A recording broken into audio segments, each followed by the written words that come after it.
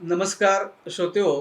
15 मे ते 14 जून या कालखंडामध्ये कन्या राशीचं मासिक राशी भविष्य आपण जाणून घेणार आहोत.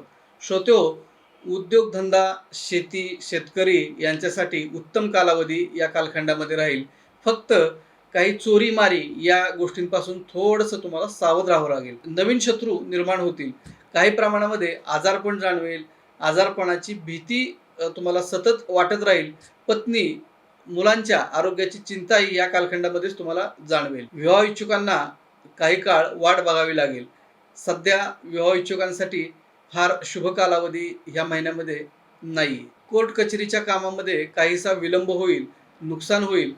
विमा व इतर माध्यमातून अचानक धनलाभ तुम्हाला होईल. आरोग्य, डोकंदुखी, पित्ताचे, उष्णतेचे विकार या कालखंडामध्ये जाणवतील. सार्वजनिक कामे करण्यासाठी उत्तम असा हा कालखंड आहे. समाजहिताचे सत्कृत्य हातून घडेल. दानधर्म, तीर्थयात्रा घडेल. देवधर्म, ग्रंथाभ्यास, ग्रंथवाचन, चिंतन याच कालखंडामध्ये घडेल.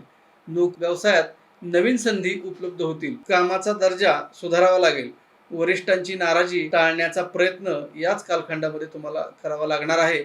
या कालावधीमध्ये केलेल्या चांगल्या कामाचा पुढे फायदा होणार आहे. त्या दृष्टिकोनातून आत्ताचं काम हे तुम्ही व्यवस्थितपणे पार पाडा. तुम्ही हातात घेतलेल्या कामातून व कार्यातून आनंद मिळवाल.